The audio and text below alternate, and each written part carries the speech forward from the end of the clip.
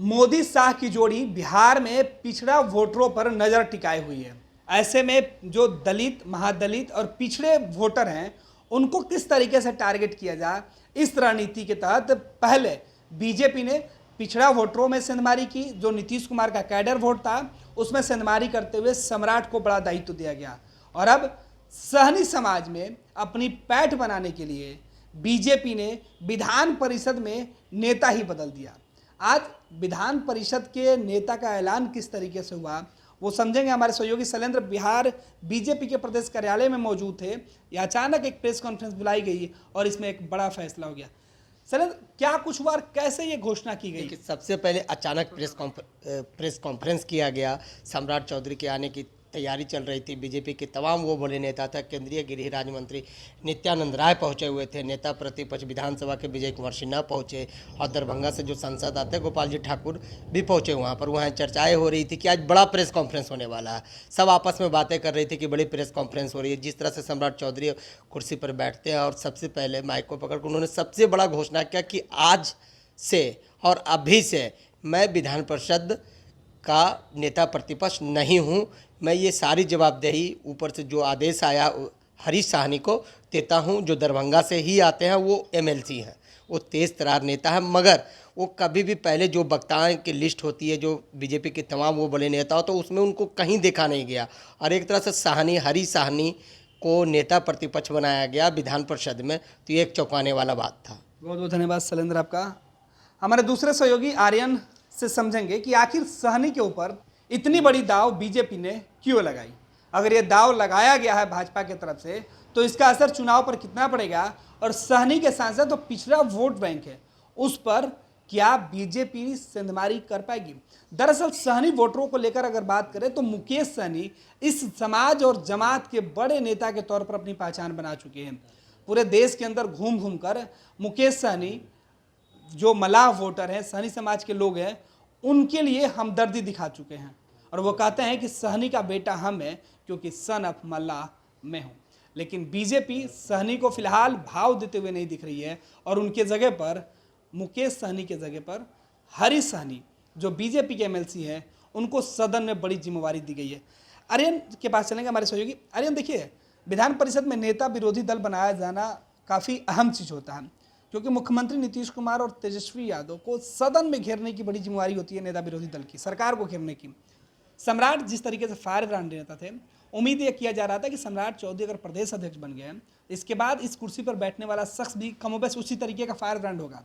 लेकिन अभी जिस चेहरे पर दाव लगाया गया है उनका बिहार की सियासत में हाल के दिनों में कोई ऐसी एक्टिविटी नहीं देखी थी। फिर ये दाव क्यों?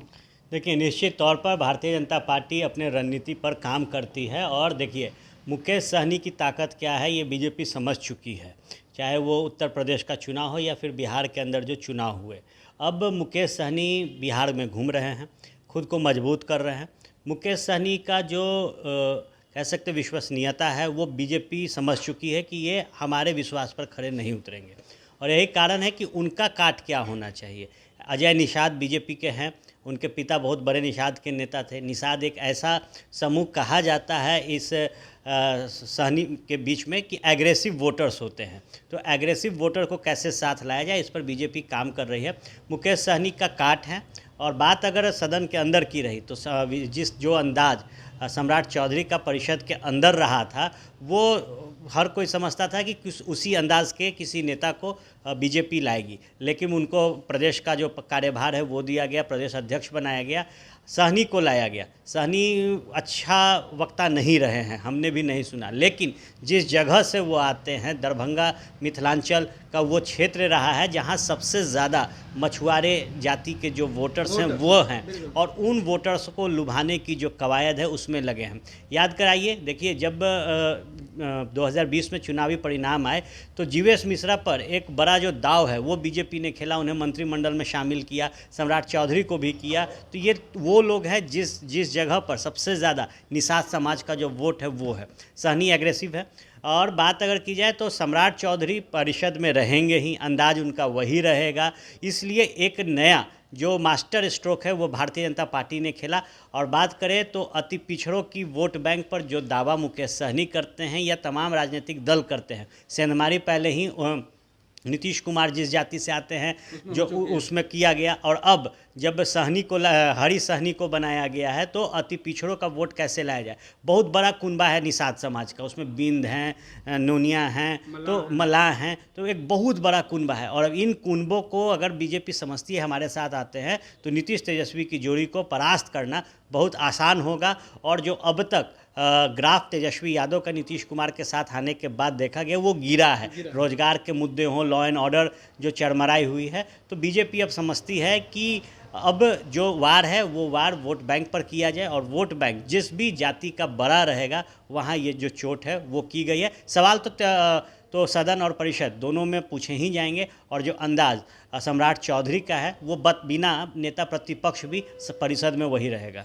अरे दरभंगा का जिस इलाके की आप चर्चा कर रहे थे, एक्चुअली दरभंगा में जो होता है वो बीजेपी के एक तरीके से गढ़ है, क्योंकि सांसद उनके हैं ज़्यादा से ज़्यादा, विधायक उनके ज़्यादा से ज़्यादा वहाँ से जीत के आए हैं, परिषद के भी सदस्य उनके ज़्यादा हैं, तो अपर कास्ट के वोटरों में बीजेपी की पकड़ है।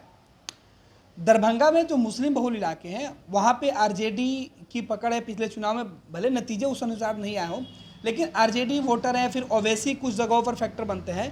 तो बीजेपी को क्या ऐसे लग रहा है कि ऐसे जगह एफर्ट लगाने से अच्छा है कि उन वोटरों में सेंधमारी करे जो आसानी से उनके तरफ स्विच कर सकते हैं। देखिए, निश्चित तौर पर जो चारा इस वक्त मुकेश सहनी के लिए बचा है वो सिर्फ ये है महागठबंधन भी भाव देने नहीं जा रहा। जो अंदाज तेजस्वी यादव का रहा है वो सारे लोग जानते हैं। और जिस तरीके से 2020 में मुकेश सहनी ने भरी सभा में प्रेस कॉन्फ्रेंस में खड़ा होकर कह दिया था कि छुरा मार रहे हैं, वो तेजस्वी नहीं भूले। बीजेपी समझ गई है कि अगर फिर से सहनी को पानी डाला जाए तो ये पार्टी जिंदा हो जाएगी। रही बात एमवाई समीकरण, जो कहा जाता है कि मजबूती के साथ राष्ट्रीय जनता दल के साथ खड़ा है, और इस वोट बैंक के पैरेलल कोई वोट बैंक है तो वो अति पिछड़ों का है। और बीजेपी समझती है कि थोड़ी बहुत अगर सेंधमारी एमवाई में कर भी लेते हैं और इसके साथ अगर अति पिछड़े को साथ लेते हैं तो हमारा वोट परसेंटेज बढ़ेगा और वो बताएगा कि हम कितने मजबूत हुए हैं। रही बात दरभंगा और मिथिलांचल की, मिथिलांचल एरिया की, देखिए मिथिलांचल के बाद सीमांचल जैसे जो जगह है वो लगते हैं, और एक मैसेज बगल के राज्यों, बगल के ज़िलों में भी जाता है। तो ये मैसेज देने की कोशिश है कि मौका जब भी मिलेगा उस क्षेत्र के लिए कुछ बेहतर किया जाएगा। सीमांचल में अमित शाह भी पहुंचे थे, महागठबंधन की भी रैली हुई थी, तो समझ लीजिए हुंकार तैयार है। अरे एक और सवाल है कि क्या मिथिलांचल के सहारे बीजेपी पिछड़ों पर जो दाव लगा रही है, देखिए प्रदेश से लेकर जिला मुख्यालय तक या फिर सदन से लेकर विधानसभा में भले ही नेता विरोधी दल विजय सिन्हा को बनाया गया है, लेकिन विधान परिषद में उच्च सदन है, और जिस तरीके से प्रदेश के कमान पिछड़ा समाज के सम्राट चौधरी को दिया गया है, परिषद की कमान अब हरी सहनी को दिया जा रहा है, तो क्या बीजेपी बैलेंस करने की कोशिश में कि जो उनके अपने वोटर नाराज थे उनके बीच भी हमारी साख बनी रहे, और जो हमसे नाराज चल रहे थे, छिटके हुए हैं, जहाँ हम नहीं पहुँच पा रहे हैं, उनके बीच से उनको लुभाया जाए? देखिए, निश्चित तौर पर अजय निषाद का भी प्रभाव कहीं ना कहीं कम हुआ है। मुजफ्फरपुर से वो आते हैं, उनका भी प्रभाव कम हुआ है। बात करें तो जहाँ विजय सिन्हा है, सवर्ण जाति से आते हैं, भूमिहार हैं, तो बीजेपी समझती है कि एक तो हमने स्टेबल कर दिया, इसके बाद किसकी बारी आती है, राजपूत की आती है, तो उसके लिए भी कुछ फैक्टर बीजेपी जरूरी तैयार करी होगी। अभी जो तत्काल चल रहा है उस पर बात कर ले तो सहनी एक बड़ा फैक्टर बन रहे थे। सहनी को लेकर हरी सहनी पर फैसला लिया गया। बात करें तो नीतीश कुमार को कैसे चोट दिया जाए तो सम्राट चौधरी को लाया गया, उपेंद्र कुशवाहा को लाया गया, आरसीपी सिंह को लाया गया। तो अब देखिए एक छोटा फैक्टर चिराग पासवान एक फैक्टर है, और चिराग पासवान अपनी ताकत दिखा चुके हैं 2020 में। चलिए चिराग जीते नहीं, लेकिन उन्होंने जो स्थिति जनता दल यूनाइटेड की वो जग जाहिर है। तो बीजेपी शायद नहीं कर पाती, बीजेपी नहीं कर पाती। तो ये टेकन फॉर ग्रांटेड है बीजेपी के लिए कि चिराग पासवान हमारे साथ हैं। जो वोटर्स पासवान के हैं वो जब हमारे साथ जुटेंगे तो सिर्फ उन छटके हुए वोटर्स को हमको अपने साथ लाना है या उसमें सेंधमारी करनी है जो अब तक बीजेपी की तरफ रुख नहीं करते थे। अजय निषाद को जिस तरीके से अजय निषाद और मुकेश सहनी के बीच 36 का आंकड़ा रहा है, तो बीजेपी इस चीज़ को समझती है कि अजय निषाद के साथ जो लोग थे वो शायद मुकेश सहनी के साथ हो और वो रिस्क नहीं लेना चाहते, इसीलिए हरी सहनी पर दाव खेला गया। एक नया चेहरा, एक ऐसा चेहरा जो मीडिया में बहुत कम रहा हो, वक्ता नहीं हैं, मीडिया में भी उतने लाइमलाइट में नहीं रहते हैं, लेकिन हरी सहनी के बारे में कहा जाता है कि वो क्षेत्र में परमानेंट घूमते रहते हैं, निषादों के बीच रहते हैं बीजेपी के कोर वोटर और बीजेपी के सबसे पुराने एक नेताओं में से हैं। और बीजेपी समझती है कि पुराने नेताओं पर अगर भरोसा जताया जाएगा तो उसका फलसफा बेहतर होगा। बहुत बहुत धन्यवाद आर्यन। तो बीजेपी के सम्राट ने जो ऐलान किया कि तेवर कम नहीं होंगे, फायर अभी भी रहेगा,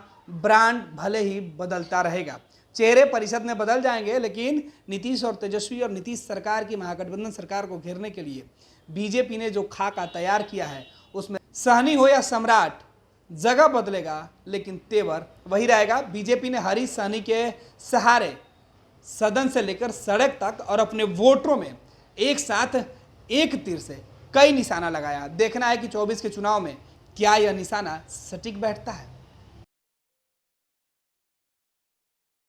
ये लो मुंह मीठा करो, आज मैंने अपना जॉब छोड़ दिया, अब हम पूर्णिया वापस जाएंगे।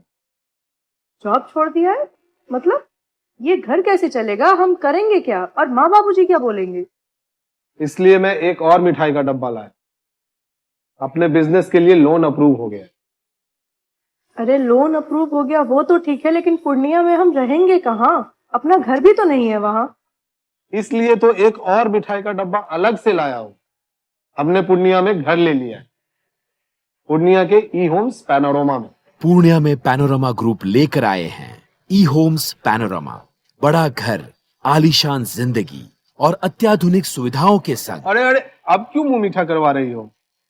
क्योंकि हम घर वापसी जो कर रहे हैं। घर वापसी की खुशी पूर्णिया में ई होम्स पैनोरमा के संग। ई Homes Panorama, luxurious lifestyle redefined.